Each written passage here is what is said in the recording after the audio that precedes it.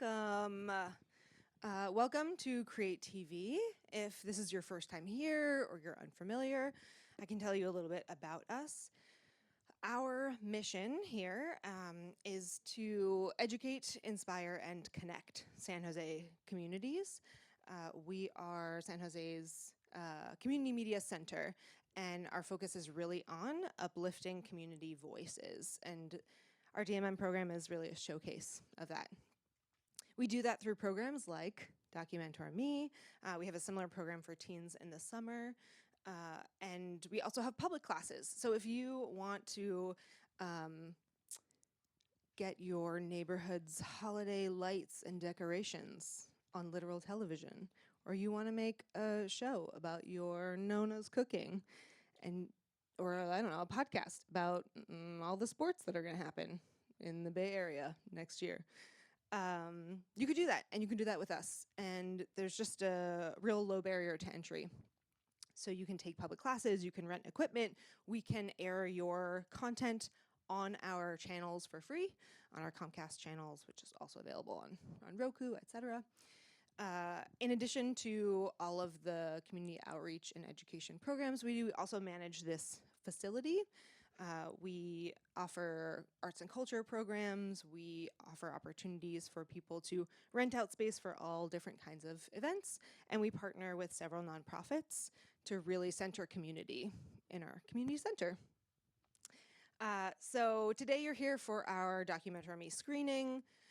We have this wonderful cohort of official filmmakers, whether they think so or not.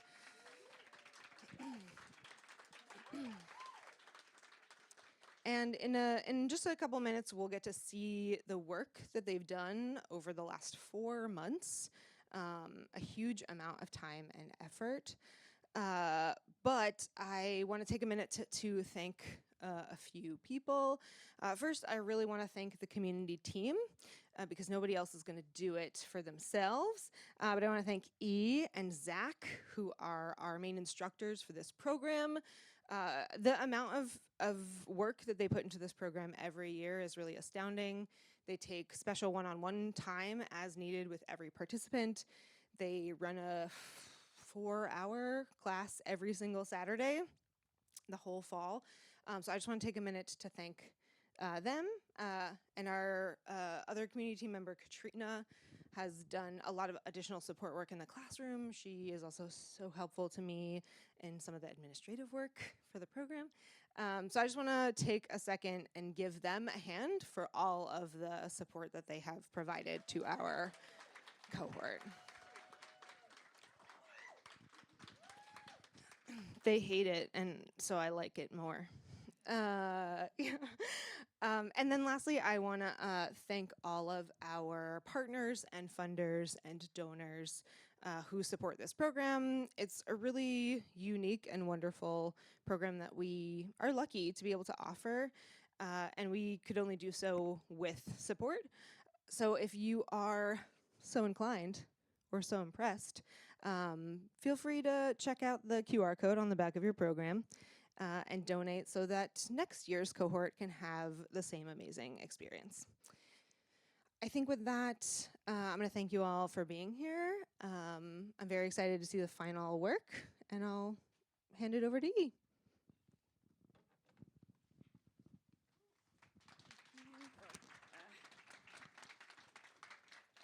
Hey guys, thank you Abby for the shout out. So I just want to say something real quick about our cohort. As one of the instructors for this year's DocuMentorMe, I want to take a moment just to celebrate you guys, just to celebrate our cohort this year. This cohort brought together filmmakers with prior experience alongside others who produced a film for the very first time. What they all shared was a willingness to learn, to experiment, and to trust their own voices. The films you're about to watch embody what this program stands for, giving individuals the power to tell their own stories and to tell the stories of others with care and intention. Because when stories come from lived experience or from deep listening and respect, they carry a truth that cannot be replicated. So as you watch these films, I invite you to see them not just as projects, but as moments of ownership, reflection, and courage. Please join me in celebrating this cohort and the work they're about to share with you. Yeah.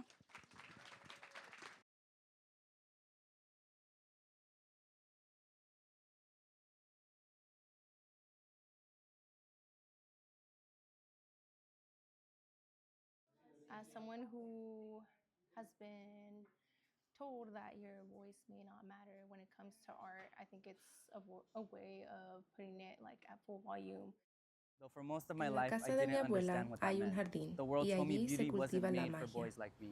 Una They plantita. painted men being like a low-income kid, being Latino. You don't ever really think that art is gonna work for you. You know, they always tell you, oh, you have to be like a nurse or a lawyer or a doctor. It sometimes gets difficult to continue in your art when As someone who has been told that your voice may not matter when it comes to art, I think it's a way of putting it like at full volume. Though for most of my En la life, I casa de mi didn't abuela understand what that hay un meant. jardín The world y told me allí se beauty wasn't cultiva la made for magia. boys like me.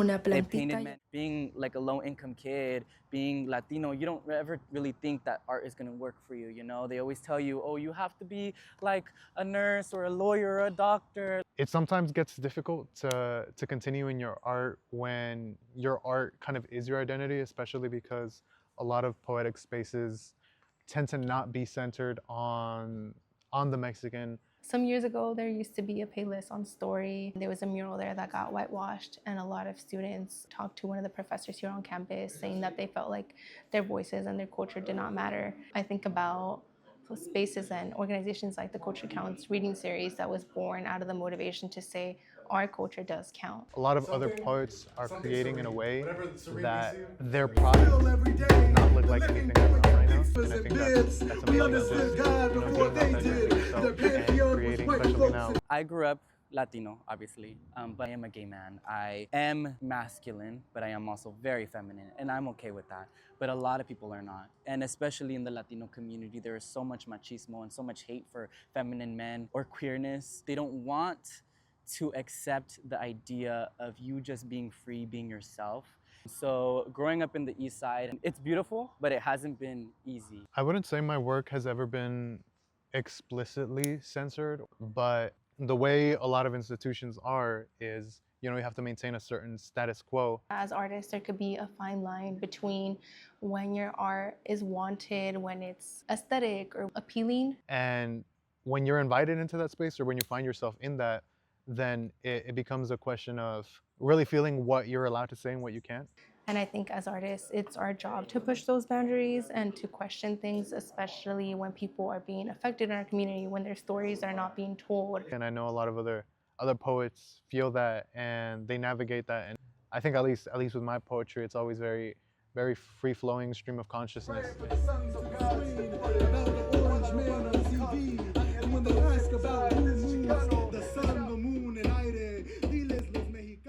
I think beyond producing something that's pretty or pleasing, I just wanted to be very honest. When my abuelo passed, this voice recording became one of these living testimonies and like archived evidence of my grandpa was an artist. Había un comisario. Entonces, en el municipio le decían al comisario que si alguien que quería entrarle en la revolución, y en algunas partes sí hubo que se levantaban en armas, pero ahí en San Juan. Him telling stories in the kitchen, that was his poetry to me. And that's like what I aim to do through my poems. It is my heart, my sister's heart, my mother's heart, my abuela's heart, dreaming of our healing, sweet, tender, golden like the sun. Whether it's fashion, photography, film, I feel like there's always a message. That's my way of standing up to the current administration to let them know that, we're not going anywhere, we're here, and we're proud. At our college, we had the amazing Dolores Huerta come by. So I had one poem I did specifically write in, like, who is Dolores Huerta and what had she done for the community and for the movement. The way I rephrased that entire piece was, after all, this isn't a poem. This is a promise to the people, to the struggle, to Dolores. and that's kind of what I ended it on. She asked me to sign the poem I handed to her, and that was still like it was one of those moments, you know, because your art is also like, it's that response and how you're gonna change things. I think more than an artist, I think the term artivist, so artivista, has been the term that I gravitate the most to. It really embodies why I do art, what it's for, and who it's for, which is like for my community. So in my work, I try to incorporate both queer and Latino themes to represent what I believe was my experience in the East Side. Are you ready? It's called The Essence of Beauty. The boy they called improper was simply learning to love the parts of himself that tradition told him to hide. In time, I understood that beauty isn't just seen, it's felt. It's held by queer children of color who turn their pain into poetry and their existence into resistance. There's always something to be said about how society wants us to act, how they want us to be compliant, what's the right or the wrong place to be an advocate or to speak up. And so I think with art, it's really curating your voice and having the ability to say, you know, aquí estamos y no nos vamos.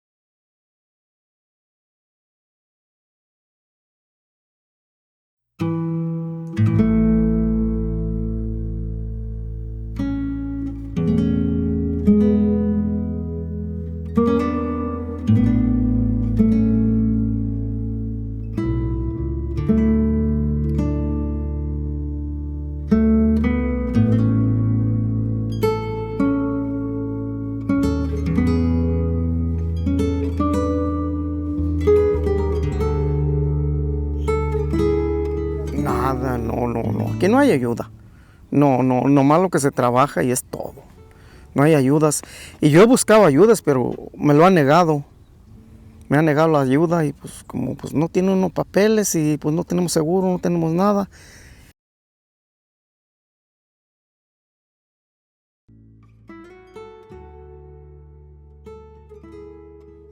Pues principalmente la comida es lo que más ocupamos y pues para biles va a estar difícil, ¿verdad? Pero pues, la renta pues también es indispensable, tenemos que pagarla. Si no, pues nos vamos a un puente donde vamos a ir a vivir. ¿Qué vamos a hacer?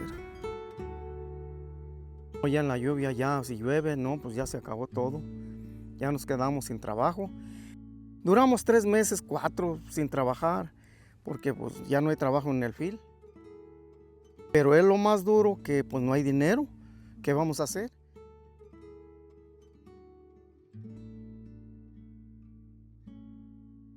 Pues yo a veces me voy, pero por la calle juntando botes. Y, pues, ya junto una bolsa y voy y los vendo, ya saco unos 50, 30 pesos. Y pues ahí voy acumulándolos día por día, ya cuando no hay trabajo. Pero si no hay, pues ¿qué vamos a hacer? A buscar la vida.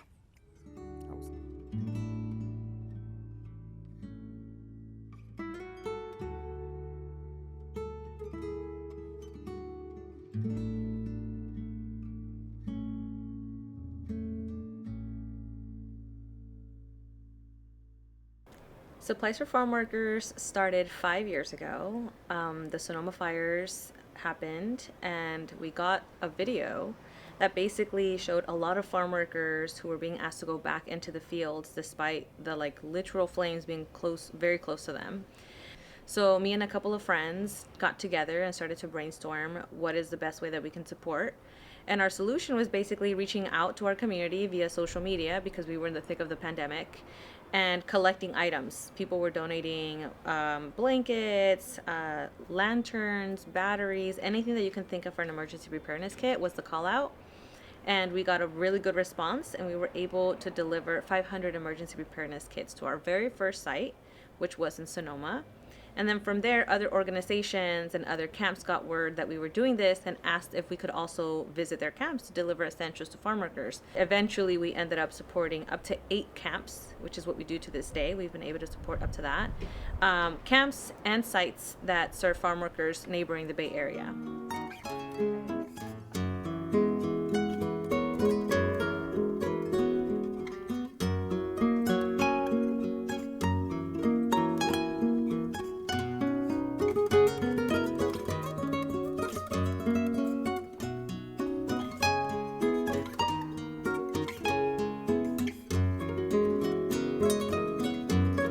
I started volunteering for Dreamers Roadmap because I knew that they were helping out farmers, and my parents grew up being farmers. They came to the United States being farmers, and they didn't really have that support. We grew up in Idaho, where the immigrant community doesn't have support from anyone else besides themselves. So when I heard about Dreamers Roadmap and that they go out, do distributions for farmers, I had to make sure that I was here to support, whether that was with technical, with capturing content, anything and everything that Dreamers Roadmap needs assistance with.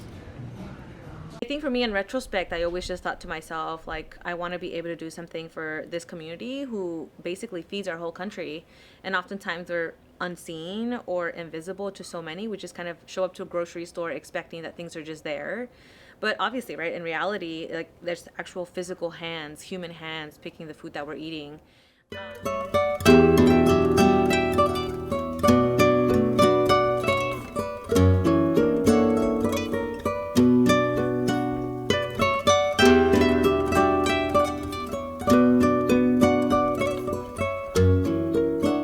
Cuando ustedes vienen nos ayudan con todas las cosas. Está muy bien hasta para los niños de la escuela, mis nietos. Nos dan las cosas que ocupan ellos y ya no nos cuesta, sino que ustedes nos ayudan.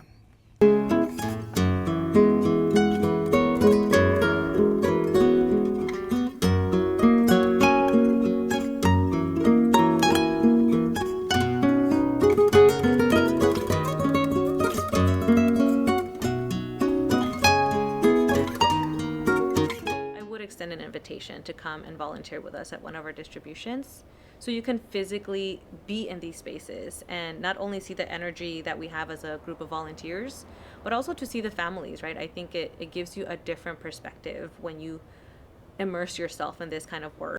Dreamers Roadmap is a nonprofit, so a lot of the work that we do cannot be done without the support of our community, whether that's individual donors, corporate partners, or just anyone who has the means to be able to donate. We depend on the support of the community to be able to continue this work. This initiative has always been people helping people, por nuestra gente. No donation or action is too small, because when we come together, we create something powerful. That is community power. Who's got the power? We got the power! What kind of power? People power!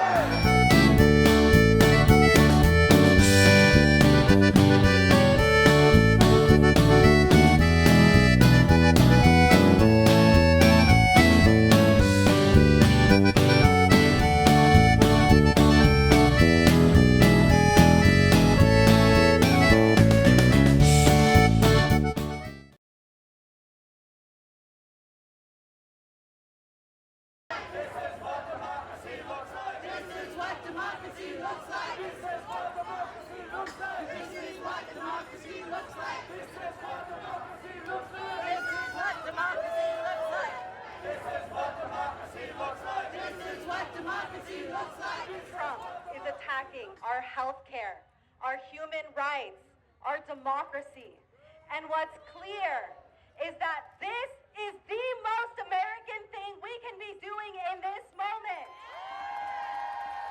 When that big, ugly HR 1 bill dropped,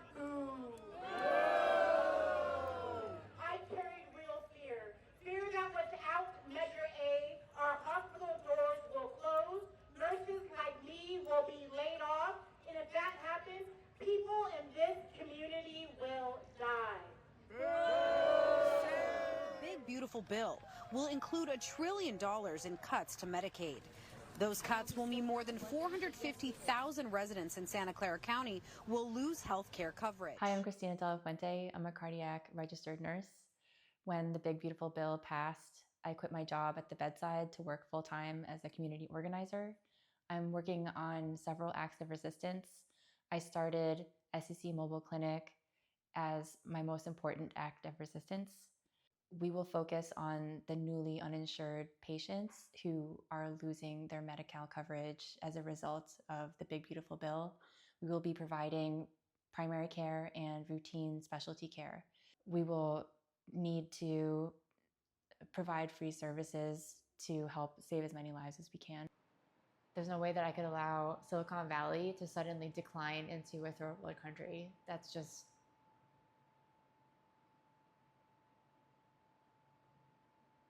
not who we are. Hi, my name is Mario Chiodo, and I've been an artist all of my life, as far back as I can remember. And it has been my life passion and goal and dream to create art that could have an everlasting positive impression on people by creating artwork that connects us to history.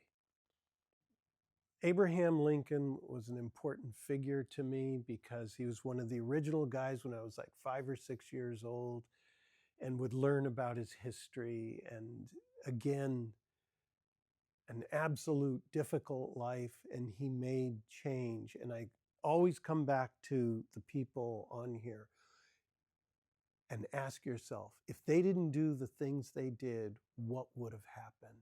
And all you have to do is think about what he did for slavery. There are these periods of mulling things over, and actually you go into a kind of a dark place and go, how do I make a difference? And I became extremely inspired thinking about the historical monuments that I had been working on, depicting people in history. And then it hit me. I need to create something that does not necessarily reflect an individual or people in history, but reflects the common denominator. And that's why I wanted to create the peace monuments. We're starting the one in San Jose. We're in negotiations with other cities. It's not about being white, black, Asian, Catholic, Buddhist. It's about being human beings. That's what it's about. And that's whatever is left of my life, that is what I will be working on. In this moment, I want us to reflect on our power, because together we have collective power. The power to shape our future. The power to make change happen. The power to stand up and fight against injustice and fight the good fight. Because future generations will judge our leadership by the power of our actions. We need to make decisions that they can be proud of. Show up to a community organizing meeting, show up to a board of supervisors meeting, because when you do that, you meet the community response, you meet everyone that's involved, and then you learn very quickly. People can do letter writing, phone banking. There's so many different forms of activism to show solidarity. But yeah, everyone being involved, everyone having civic engagement is extremely important because it's the only way that we can protect our democracy from the fascist regime.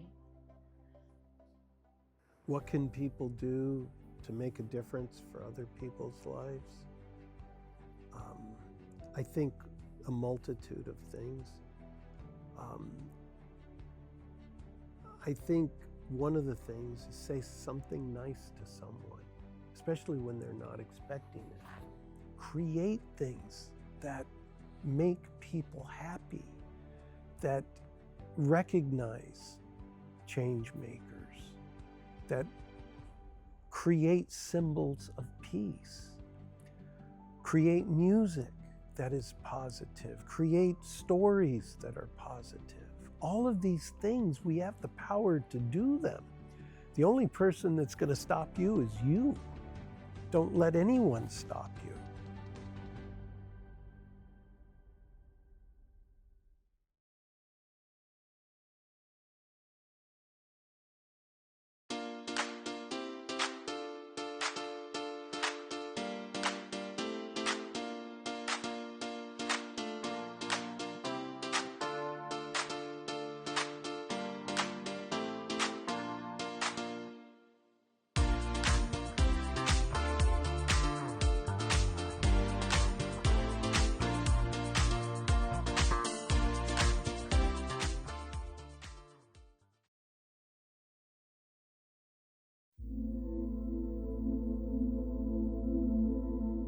I was diagnosed with Parkinson's on May 23rd, 2024. When I was told that I had Parkinson's, I was a little bit stunned, but I wasn't totally surprised. When I got home, it probably hit me harder the first few days. I was a little emotional, but I have a good support system, so that helped a lot. I have a number of symptoms. Sometimes it's hard to know if it's Parkinson's or if it's something else, because besides Parkinson's, I have a tremor, especially in my right hand, and interestingly enough, my ring finger sometimes just tremors all by itself. I have issues with balance. My neurologist and also my PTs said that the best thing that I could do is start an exercise program. 1, 2, 1, 4. Yes. Normal individuals have intact neurological systems, and we tell our brains how to move large enough to be able to come up to stand, take a large step, clear a pathway. And so patients who have Parkinson's, with exercise, we help to increase their amplitude of movement so that they can initiate those movement patterns and move freely and purposefully and accurately through their daily life. High intensity exercise is very important with patients who have Parkinson's because of the neuroplasticity effect of exercise. So when we work at a high intensity, it triggers our brain to create change in new patterns of movement to improve our motor patterning, our motor control. So that high intensity of movement helps to increase our ability to move with the increased amplitude, consistency of speed, etc. I've probably been physically active from the time that I was born, I think. I played softball, did track events. In fact, in track, I even set the school record in both the triple jump and the softball throw. Once I went to college, I played AA softball. I was quite a good hitter. Then later, we moved up to AAA, and by that time I was pitching. So I played a number of years in AAA fast pitch softball.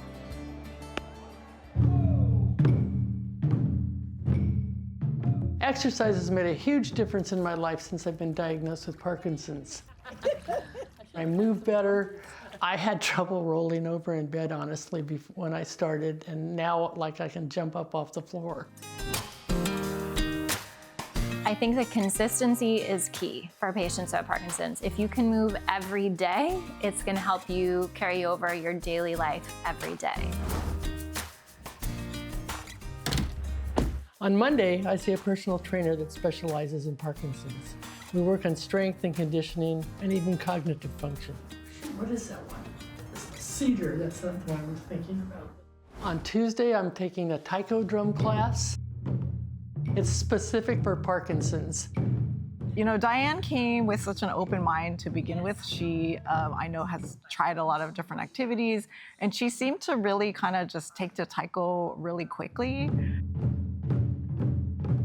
You can see that though what she's done in sports, either through softball or things where she uses a bat or something where you strike something, that those skills for Diane have carried over a little bit into taiko. So it's really great to see her kind of connect the dots with those two different experiences.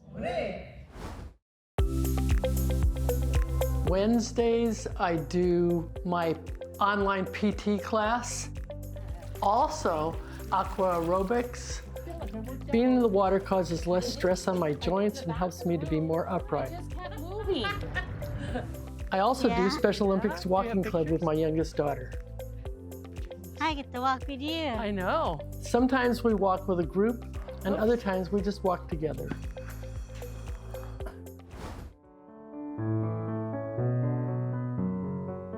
Thursdays, I take a movement through music class.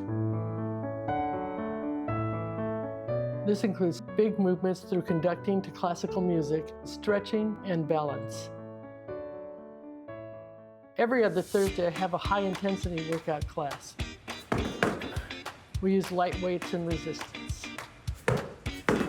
On Friday,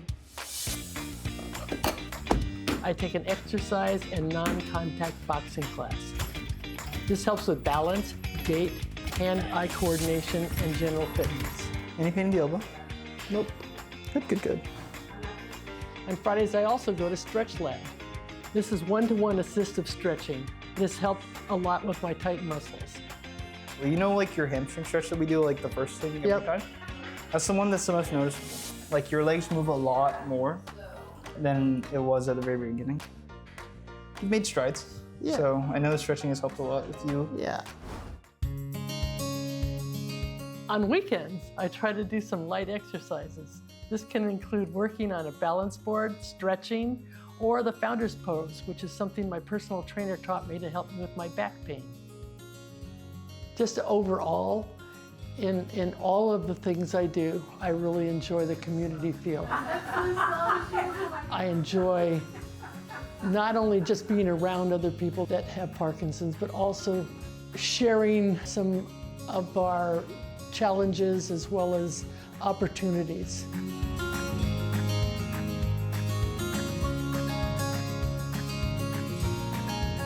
And that's how I live with Parkinson's.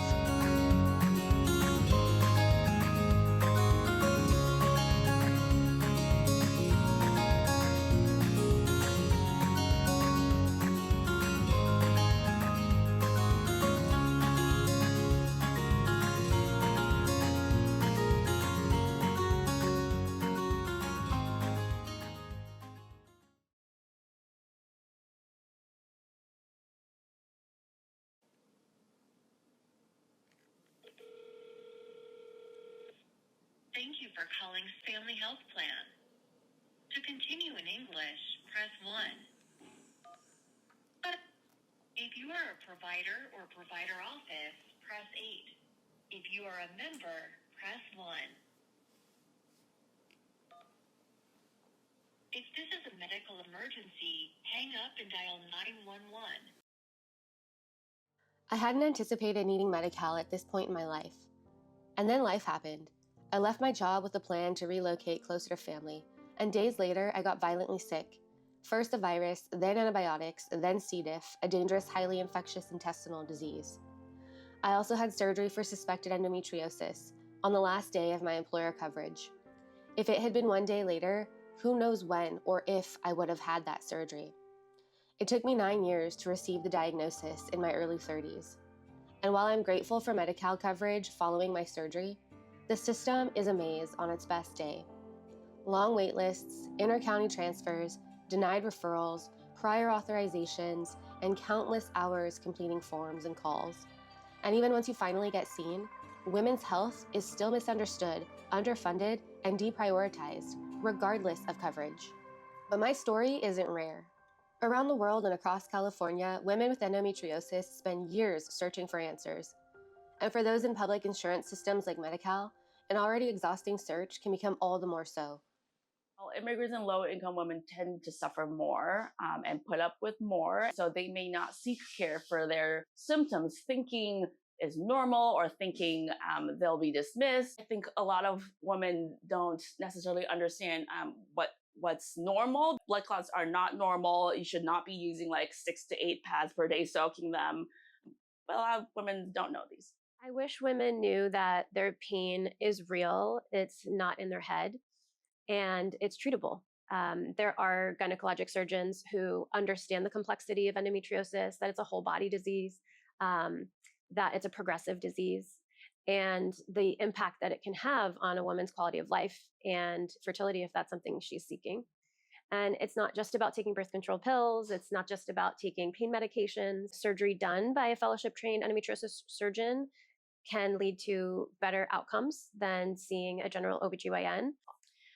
So I think endometriosis is difficult to diagnose because you really technically need a surgical diagnosis. So to do a laparoscopy where we do a surgery, look inside the abdomen with a camera and either see the lesions or we take biopsies that confirm, oh, endometrial cells growing outside of the uterus. For women who have Medi-Cal or are underinsured, access is the biggest issue. Often they're waiting months for appointments only to be offered the same treatments that are limited, like hormones, pain medication, and endometriosis surgeries that don't fully treat the disease. And very few fellowship-trained endometriosis surgeons are accessible through the public insurance network. So that delay in access can often complicate treatment in the future as well. There can be gaps in care for like more complex patients, as often these endometriosis patients are. Comprehensive endometriosis care requires a multidisciplinary approach, but many patients still receive fragmented single provider care. Pelvic floor physical therapy, especially when paired with targeted breathwork, can help reduce pain, regulate the autonomic nervous system, and decrease sensory hypersensitivity. But bottlenecks in access and a lack of routine referral mean many patients often remain in the dark. What we see usually with people with endometriosis is tightness in the pelvic floor and tenderness in pelvic floor muscles, but also there can be even referral pain in the leg, in the arm. So when there's discomfort in the abdomen, especially when somebody has endobelly, it's kind of like having a really bad stomach ache. And what do you do when you have a really bad stomach ache? Usually you're gonna hunch forward, you're gonna curl up. With proper breathing, a nice deep breath actually can push the organs down. So when you're breathing, when you inhale, the diaphragm drops down and the pelvic floor drop down. You inhale and your abdominal contents go down. You exhale, the abdominal contents and the pelvic floor and diaphragm come up. So deep breathing can actually help to massage your organs.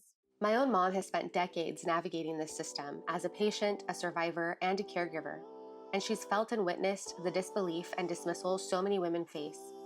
She's watched society leap forward while women's health crawls behind. We're lucky right now that women's issues are becoming important. Medical training and research was all focused on men, so there was no knowledge about women's issues. Medicine was heavily influenced by Freud and his diagnosis of hysteria. Women were locked away as their treatment. It's disheartening to see people not get what they need or even know how to go about getting it. She's right. It's almost 2026, and the system still treats women's pain like a mystery, even with the top care plans. With a chronic health condition under Medi-Cal, basic care demanded hours of weekly administrative work. Calls, forms, records requests, denials, labs, consults, and re-explaining my history to every new provider. It took 60 days just to change counties, another 30 to get a new PCP, and more than 50 to maintain continuity with my out-of-network endo specialist. Nearly a year later, I'm officially scheduled for an initial consult with an in-network endo specialist. And in one of the wealthiest counties in the country, Santa Clara County hospitals and essential clinics and services are now threatened by projected federal deficits. My primary care clinic is closing December 31st because of federal funding complications, forcing a transition to yet another new PCP, my 5th in less than a year. If this is what it looks like here, what does it look like everywhere else? We need policies that ensure that all women have access to care, regardless of their insurance. We need more state-funded and federal-funded fellowship programs that focus solely on endometriosis and complex gynecologic surgery, similar to fellowships that we have for GYN cancers. In some ways, some of these endometriosis cases, they can be as complex as cancer surgery. We need to stop minimizing women's pain, stop normalizing women's pain and suffering, and we need to listen. It's quite simple. We just need to listen and believe women. And I can't tell you the number of times I've done surgeries on women who have said, I had a prior laparoscopy, I've been told I don't have endometriosis, and then I find it. And it's not that it just popped up. Women don't need pity. We need progress. Healthcare shouldn't be treated as a privilege for the wealthy and the few. It should be regarded as an equal right for all. We all deserve to be believed, supported, and treated with dignity. Because we deserve better. We deserve better.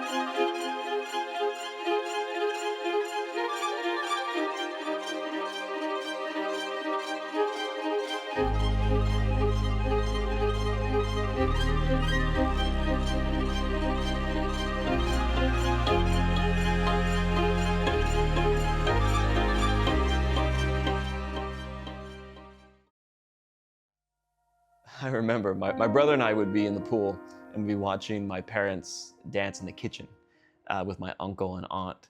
And they'd move the table out of the way and they're practicing their dance moves. They were doing ballroom, I think it was. And then as life would have it, my mom needed a dance partner because my dad got injured. And then I went with her to a salsa party, a salsa class. And it was kind of neat and kind of fun. And then I realized there was also a salsa club in my high school. That was my senior year. And a friend of mine invited me and I wanted to get better.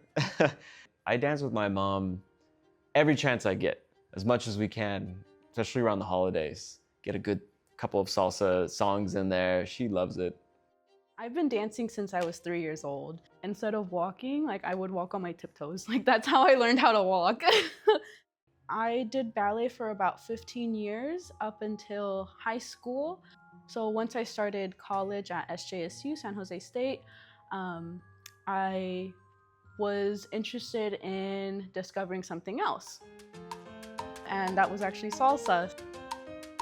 The thing that made me hooked onto salsa, it would be my first competition that I had with SJSU. The pressure and the drive of wanting to win, it became addicting. That's what I loved about it.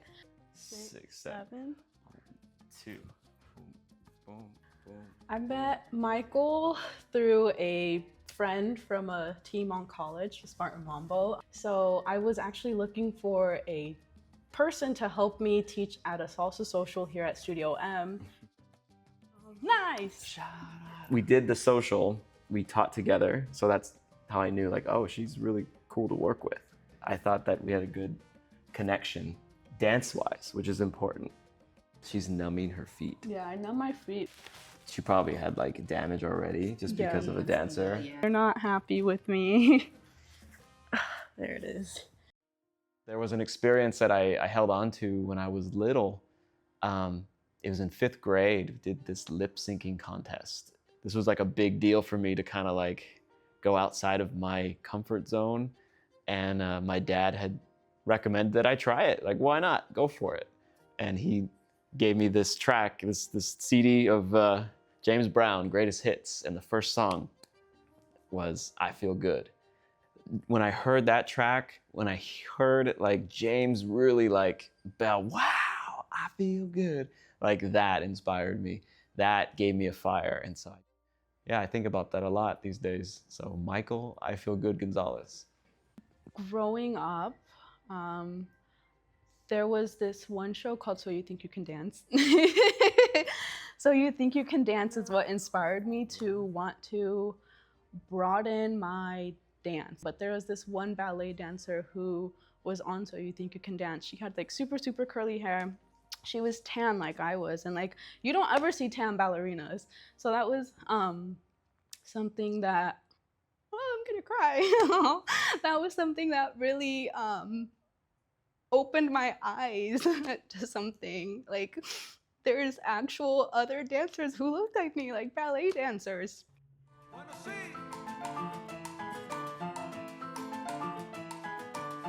I love the music, the community, the culture, being connected. Pretty much in any city you go to, there will be a salsa community, a dance community.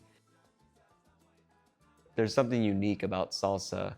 When you hear the music, it's so complex. When you hear the doom, boom, boom, boom, boom, boom, boom, boom, like they're special, something special about that. It's special to me because I get to express feelings and emotions that I'm not able to put into words. And I feel like that's the best way that I can express myself. Yeah. I love teaching. I love showing people that dance is a lot easier than it seems. I want to teach people what I love. Like that's something that I want to spread throughout the world, basically. 1, 2, 3, transfer your weight to your left. I find a lot of joy in teaching and passing it on. Building my skills in teaching and listening to my students and guiding them through the process that somebody guided me through. Of course, I'm still competitive and training, and I really want to continue building my dance well into my later years. So I don't think that's going to change. As long as I got 2 legs, 2 arms, I'll still dance.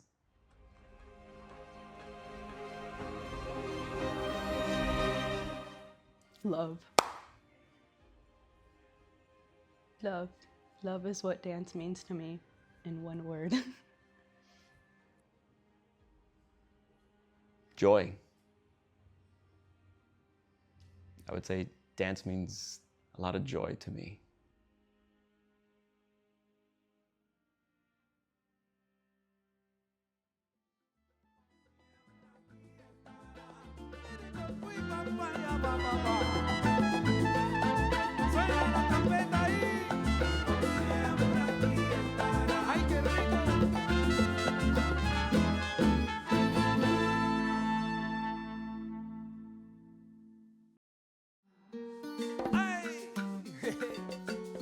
Sandunguera linda, vamos a bailar tú y yo.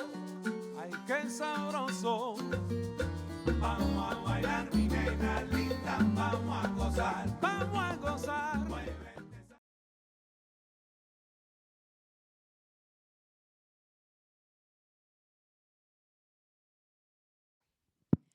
Wow, those were some amazing documentaries. It is amazing that to see your growth and actually see it here presented in front of all of us. I would like to invite our wonderful cohort to come up front for a Q&A session.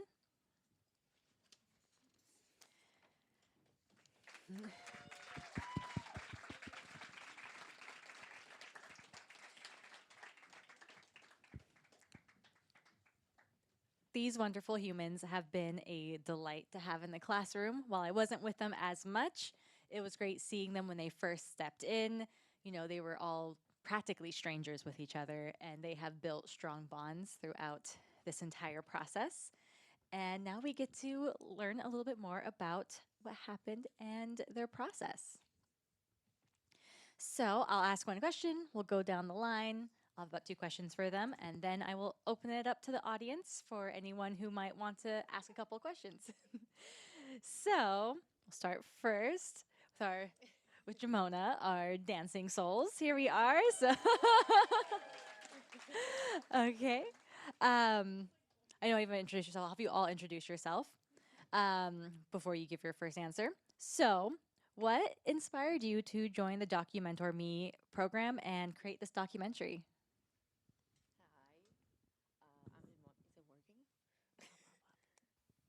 Hi. Oh, now it is. Hi, I'm Jimona. And what is the question again? What inspired you to join the program? Yes, that. Just the possibility of putting multiple passions together. I also dance, not salsa. Well, I started now, but as a dancer, as a filmmaker, starting filmmaker, and as a Latina. So I just found an opportunity here to put things I love together and share a story from my point of view.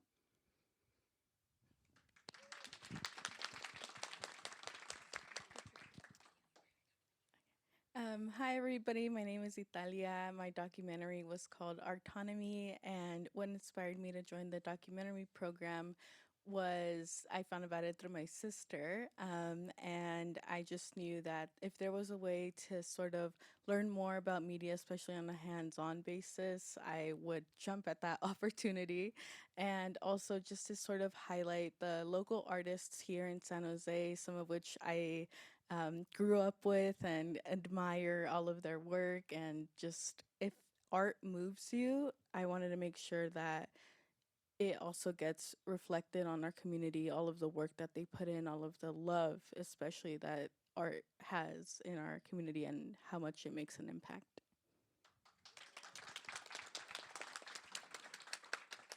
Good night, everyone. My name is Alma, and my documentary was Por Nuestra Gente.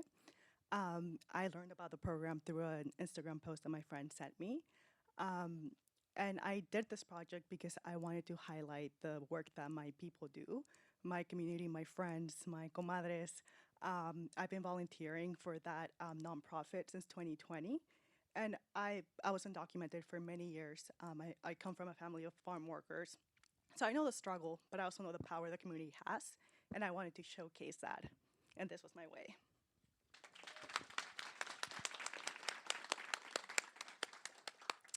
Good evening, everybody. My name's Alyssa Kroger, and I did We Deserve Better. I joined the program after seeing a post about it by Councilmember Campos's social media. And I went ahead and applied because if you couldn't gather from my documentary, I had a bit of a crucible year this past year. And at the outset of all of it, I moved to a new community. So I ultimately just wanted a space to build community. And I definitely feel like I had that here with DocuMentorMe and all these wonderful women alongside me. And I just wanted to show what the process looks like going through something like endometriosis, a women's health issue, when there's such a dearth in research and funding for women's health in general, and significantly more so for endometriosis, PCOS, or fibroids. And then you add an extra layer of Medi-Cal, navigating that process with Medi-Cal. It's just a lot to deal with, and I would not have been able to get through it, by the way, without my mother's guidance, who is a seasoned medical professional and has navigated similar systems herself. So I just want to take a moment to thank her. And I just wanted a creative outlet to kind of share this with everybody. Thank you. Hi, I'm Joyce Chu. My documentary was The Resistance. So I'm a journalist. I work mainly in print, and I've always been drawn to like visual and video and audio though. So that desire to like kind of venture into like documentary making was like has been in me for a while. And when I heard about the program, I was like, yes, like I need to apply to that because I want to learn how to make videos to kind of go along with like the storytelling. And I went into this project just like pondering just the state of our country and the way that things are just fracturing everywhere and how heavy everything feels. And I was like, I just want to do something like I want to like make change somehow, and I don't know because everything feels so overwhelming. So what can I do? And I was like, well, maybe I should like find people who are like making impact in their, you know, own spheres. And so that's kind of like what this documentary was about. It kind of like took me on this journey where I, you know, started meeting with like community activists and just like a bunch of people who were doing really, really amazing things for the community. Yeah, and they just really inspired me. And the hope going into this, or, you know, with this film was that it would inspire other people to kind of reflect and think about what they can do, because I truly believe that no thing is too small. So thank you. Hi, my name is Virginia, and my film was on Diane, who has Parkinson's. But yes, I've done actually some classes here, and I've always wanted to make a documentary, so this was the perfect opportunity. Diane is amazing. You know, she has Parkinson's. She's in her mid to late 70s, and the way she keeps herself so active, she's truly inspiring. Yes, so I'm a certified personal trainer, and so she comes to see me a few times a week, but I love that she's doing things also outside of my Parkinson's program. So I just wanted to show some of that. And Diane is a retired videographer, so I was definitely a little bit intimidated. But she was great. She was great. She just let me do my thing. You know, she didn't kind of, you know, oh, you might want to like do this angle here. But yes, so she let me go to all of her classes, you know, that were outside of my own. And it was a great experience, and it's kind of a call to action, you know, that the film, you know, for those who have Parkinson's, or maybe someone you know that you know someone who has Parkinson's. And Diane is having a big holiday party tonight, so this film is being shown 2 places, here and at her place.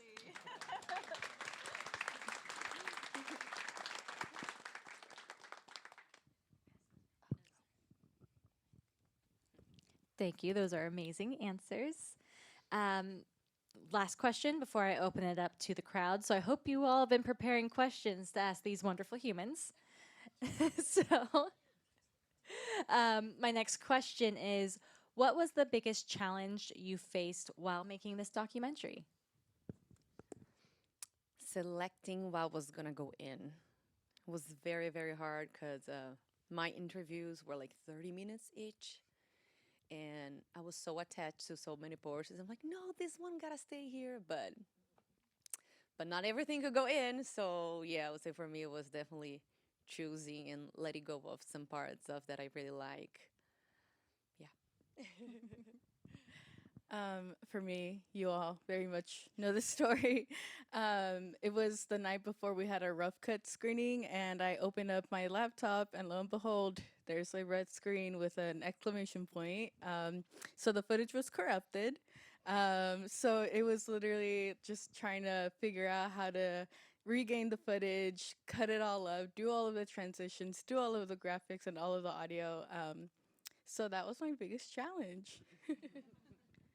I could make a documentary about the challenges for like 2 hours, but I'll save your time and my editing, because editing was like the biggest challenge for me. It was my first time using Premiere Pro, and it just did not like me, and I did not like it, but I got it to work. And then also a lot of the B-roll that I took was at the fields, and it was like, I think the second week when we got our equipment. So it was very new, and I didn't know how to adjust lighting, and it was kind of like working with what I had.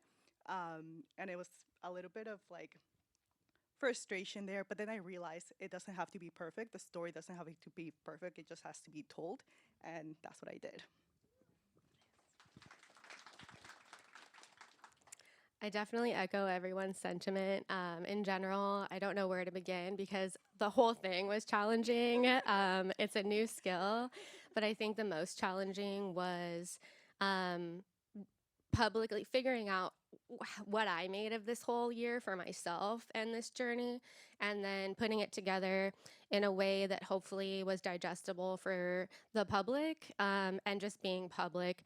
As someone who's a generally private person, just sharing that information was really challenging. And ultimately, it's an important story, like Alma said. And I'm glad that I was able to have the support from my loved ones and community and DMM cohort as I continued to struggle with potentially changing my story every step of the way.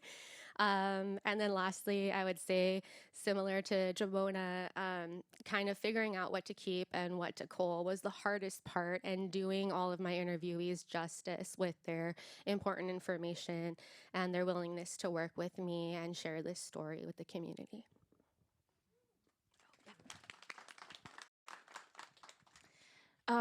I think that anytime you learn a new skill, it always feels daunting. You know, you have to like use different muscles. You have to like think about things a different way. And so like approaching this, I was like, oh my God, like I like don't know how to shoot. I like I don't know how to edit. And aside from like just like entering like a new space and trying to figure out things on the go, I think just like figuring out like what exactly like the kind of story that I wanted to tell, like who did I want to put into this like very short 7-minute, film that could easily have been like an hour, and so it's like who are the people that I want to like highlight, and what are the emotions and the message that I want to like portray ultimately. So that was like that took like a lot of like brainstorming and like freak out sessions with the cohort as well, because I was like, I don't know, like who, like should I put this or like this person or that, and it was just but yeah, it just was a really rewarding process. And the thing is, like, I think that more important, at least for me, is like more important than the like products that we all put forth. I think it's just like the journey that we all went on to like get there, and like yeah, and that for each of us it was like a deeply personal journey.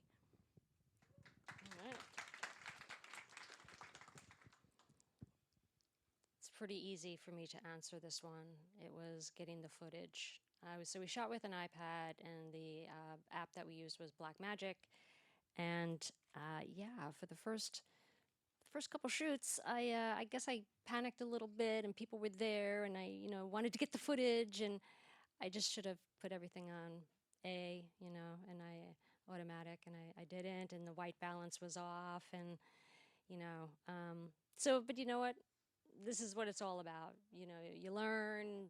The following shoot, I corrected it and it got better, and some of it I was able to tweak during the editing process. But yeah, I was just capturing the footage.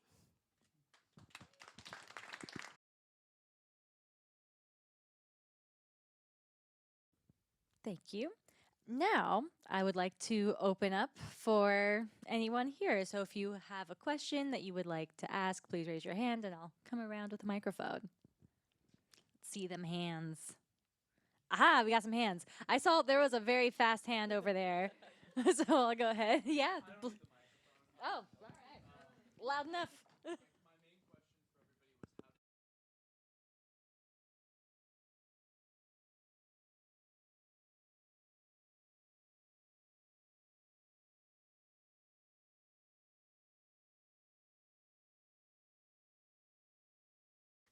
Well, I have a mic in my hand, so I guess I'll start. Just to clarify the question, it's a couple parts. What made us decide to share this story, and what was the second part?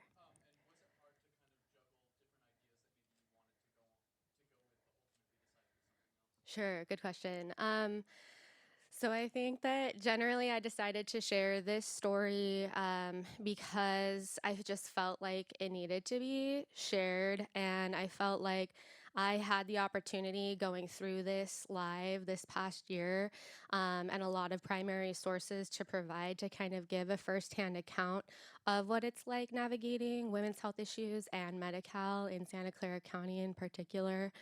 And also kind of wrapping that into the more macro scene while also going through this process, realizing like it's kind of one of those things where the more you learn, the worse it gets. And I kind of wanted to put something together that would potentially be useful for other folks similar to myself at the outset of this journey that could potentially be a guide to them, or at least help the general public have more of an idea of what it's like to deal with these things and navigate these processes that a lot of us actually are dealing with. And the second part, again, struggling to remember, was what other ideas, what other stories.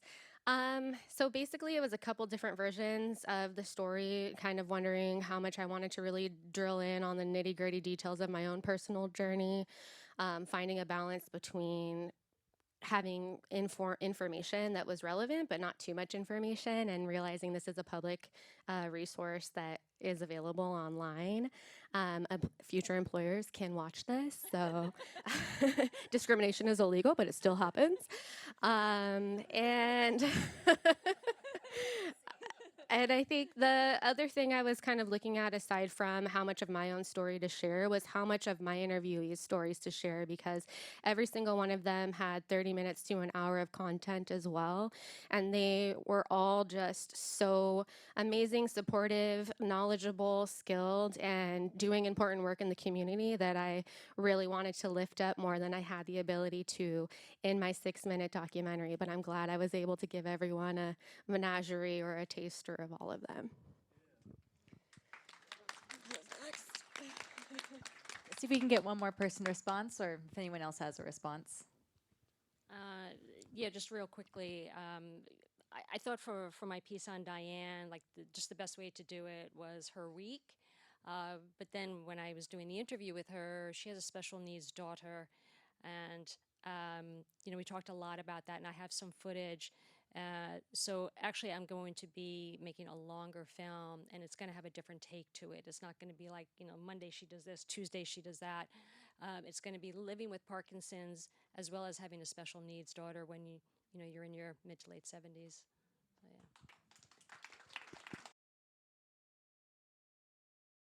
All right, let's see them. Oh, there's a hand. Fast hand. Okay. You've ignited a fire, so to speak, that really could have a tremendous impact on a lot of people. Where do you go with this to get it to a lot of people so it does not get hidden? So that's my...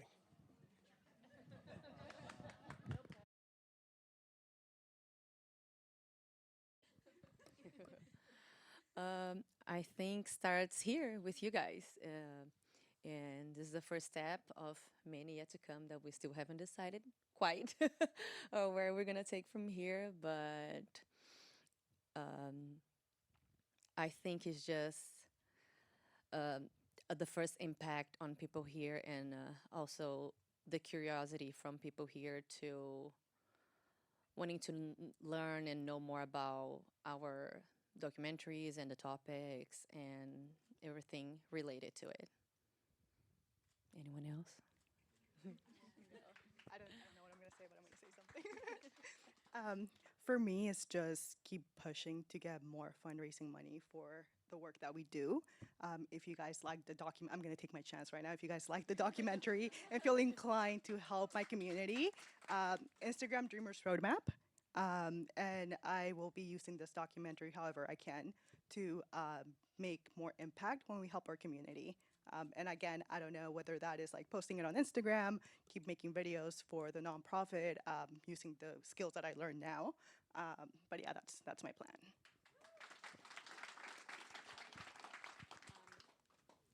I'm going to be guest speaker at a Parkinson's support group in January, and so I'm going to be showing the film then, and I'm going to be contacting like the Michael J. Fox Foundation and the Parkinson's Foundation and Bryant Ground Foundation and the Davis Finney Foundation and see whether or not they'd be interested in perhaps posting it on their website.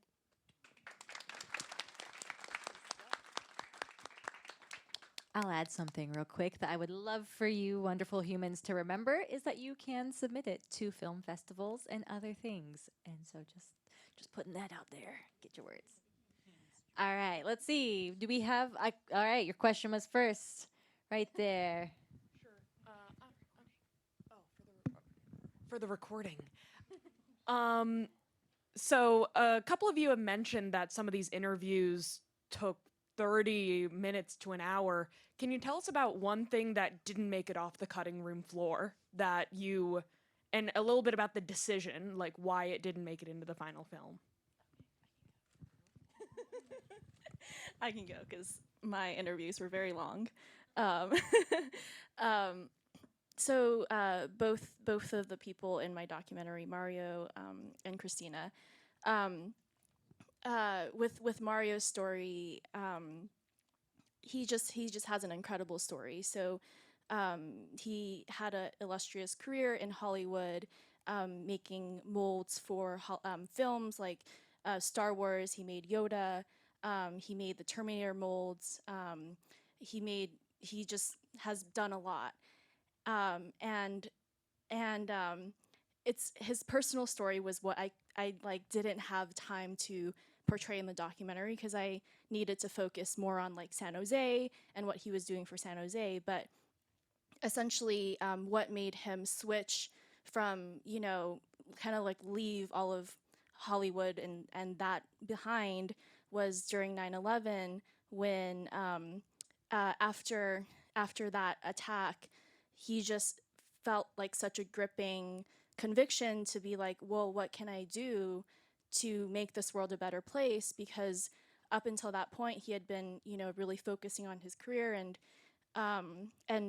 he was like, this benefits me, but how can I create things that will benefit others? And so that's when he went into making the jump into creating these like beautiful peace monuments that you saw on the screen. So just like that part of his story was so beautiful and so just like gripping for me. And I was sad that I couldn't portray that part of his story, but if you guys get a chance to talk to him, he's here, and I'm sure he'll be happy to meet you guys as well. But he has an amazing story. And same with Christina too. Like she just, I tried to capture like just like the key points of her story, but also like meeting her was so like inspirational for me because like as a nurse, she like saw what was gonna go down when HR 1 passed. She was like, this is gonna devastate our hospitals. And immediately she was like, I just need to like quit my job and start sounding the alarm because everyone needs to know that this is like an emergency. And she even used the words 9/11. This is a 9/11 like event for America, even though we can't see it right now. It really is going to have like a ripple effect on our healthcare system. So so that's what I would have included if it was longer. Get one more response for that question. One of the things that I asked my interviewees was I asked them specifically if they could let me know of any locations that they would prefer to shoot in, like what feels like home to you. Are there any locations that feel like home to you? And they talked about, for example, for Scar, it was La Tropicana, and for Annie, it was Eshesiu Centro, and it was just things that made them feel like it was their home, and it definitely impacted their art and their voices. And I could have like shot that for, and included that and just made sure that it felt very centralized and located, I guess, localized. And unfortunately, I had to cut that because I realized that if I were to include that, it would become more or less a love letter to East Side San Jose and downtown San Jose. And don't get me wrong, I love San Jose so much, but I felt like it would take away a little bit from the art especially, and so because of that, like I could have gone down like a love letter to East San Jose specifically and these locations, or I could have talked more about the art that they felt inspired by these locations, and how that sort of those places are able to push them forward in their artistry and their creativity. And so it was just kind of like juggling whether or not I would go down the love letter to East Side San Jose, or to sort of keep the spotlight on these artists and their artistry, which was influenced by these locations. So yeah.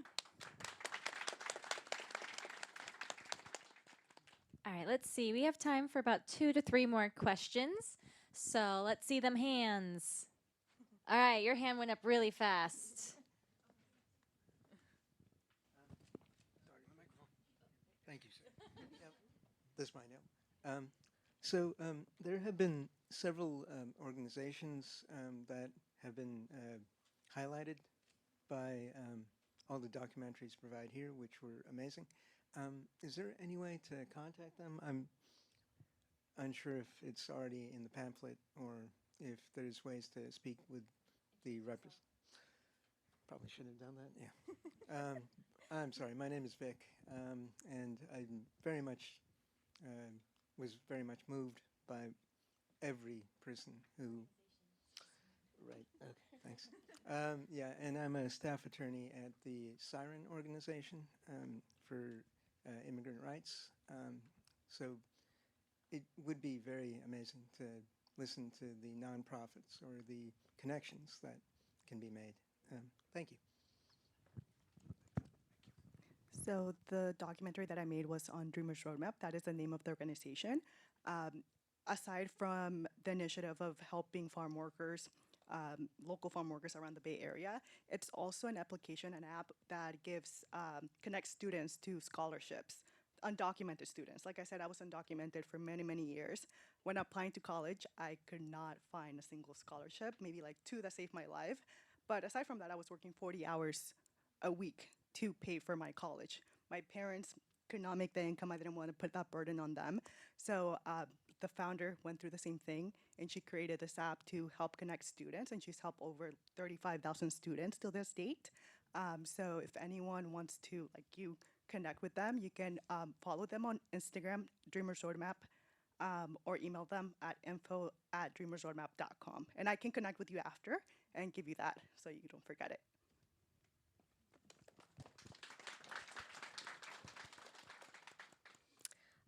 To share a little bit about some of the nonprofit organizations related to my topic in film.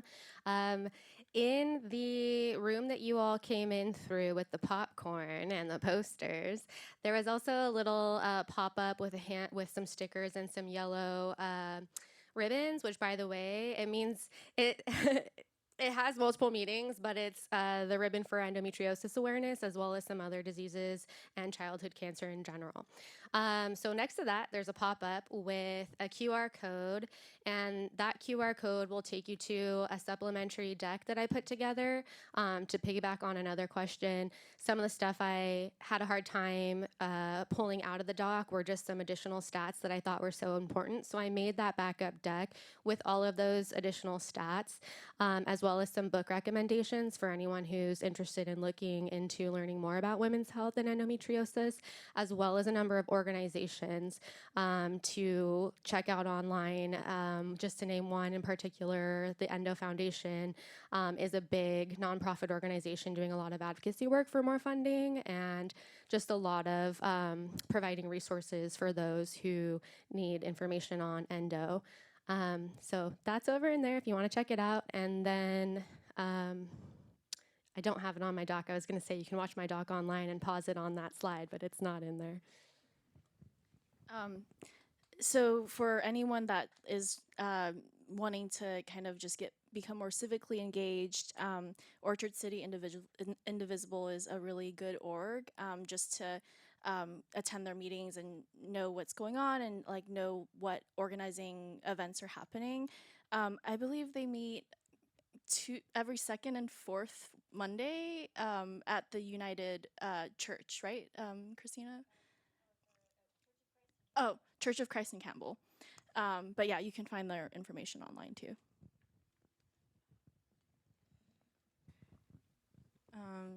What a great question, of course. For one, I mean, shout out CreaTV, and just supporting everybody that you see on here. Yeah. And secondly, I also do want to shout out Teatro Visión, which is San Jose's lead Latinx and Chicanx theater company. And I'm sorry, I'm going to do a little shout out, a little blurb. There, we are a nonprofit that focuses on encouraging new plays written by and written for Latinx, Chicanx, although everybody is welcome. We're actually doing a new show in February called No Llegamos Aquí Solos by a wonderful poet, Yosimar Reyes, who is Santa Clara's poet, the poet laureate. There we go, thank you.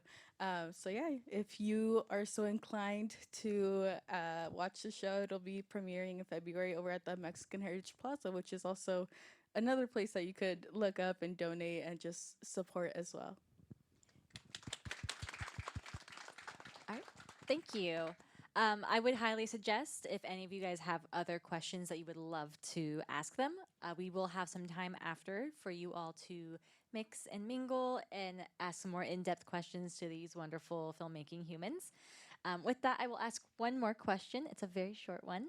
I would like you all to use 2 to 3 words to describe your journey here.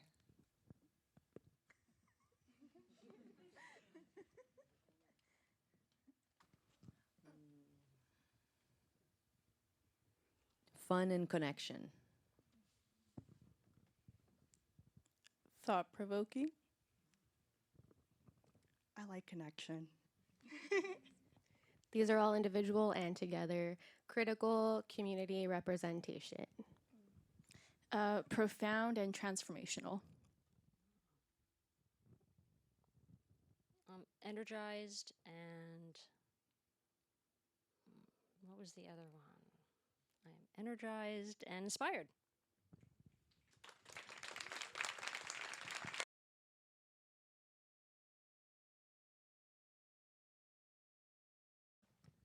All right, you're almost free. Hi, everyone. My name's Zach. They don't give me a mic a lot. I'm just going to say a few words before we get out of here about what an amazing cohort this has been. I always make a very definite point about not actually writing a speech for these things, because your friends and families, your partners, loved ones have done nothing but listen to me talk for the last 4 months. So I'll save you all the trouble and experience of that. This has been our first all-female cohort, which has been amazing. This has been our smallest cohort to date. And that means people have gotten very acquainted with each other, and I think that is very special. This has been the most supportive cohort for each other that we've had so far. And I do also want to acknowledge that we have some SDI and DMM alum in the crowd tonight. Could you stand up for me? Yes, no, it's more than you two. I know you're out there. I saw you, but Billy, stand up. Arthur, I know you're back there too. I know Caro's around here somewhere. There you are, you're in the dark. This building, as much as we like to call it a community center, is just a concrete husk without people in it. When we bring people together like this with these programs, we get to call it, I tripped over my words. What am I talking about? We get to call it a community center. That's why we're here, and you make this place work, so congratulations. I'm also very proud that none of you said the free words Adobe help ticket for your words, because you earned it. All right. Now we have a, where am I? There they are, my goblins. We've made certificates for you. So if you could just come up as I call you, okay? You got the other stuff? Okay. I really should have asked you how to pronounce your last names before this. I apologize in advance. I know that one. Virginia Dorado.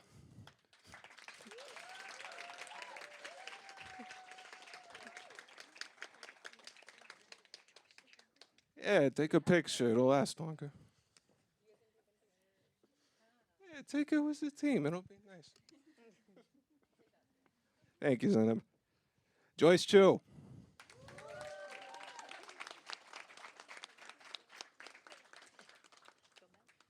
Look at the camera. Look at the camera. Smile.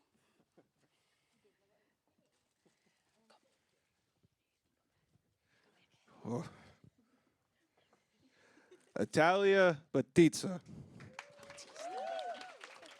Was I close? Okay.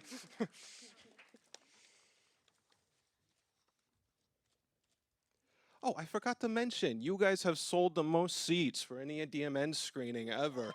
We broke the Eventbrite. We broke the free trial on Eventbrite, so congratulations. Jamona Mella? Yeah? Yeah, okay. Okay. Look at the camera.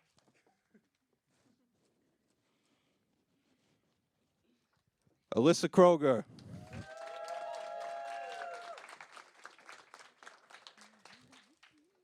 Turn around. There you go.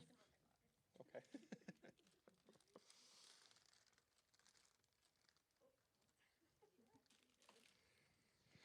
And Alma Korvablis. Something. I tried. Okay, I got the first part.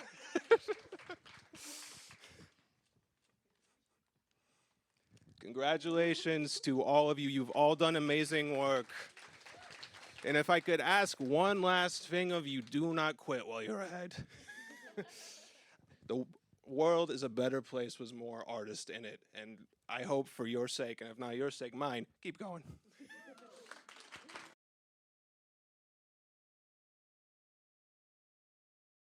Abby is coming back up.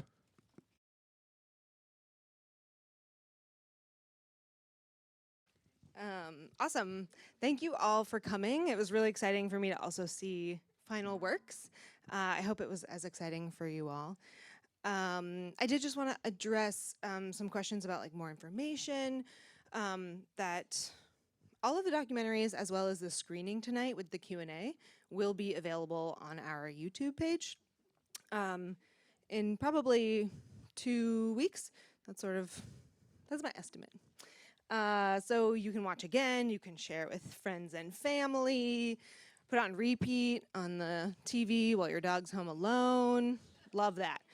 So I'm gonna ask our wonderful cohort, all of our participants, to hang back for a minute. We'll do some group photos, but the rest of you are welcome to join us in our large meeting space. It's around the corner and down the hall. It's like right there, for some snacks and a reception and time to meet and greet with the filmmakers when they're done with pictures. Thank you all. Thank you so much.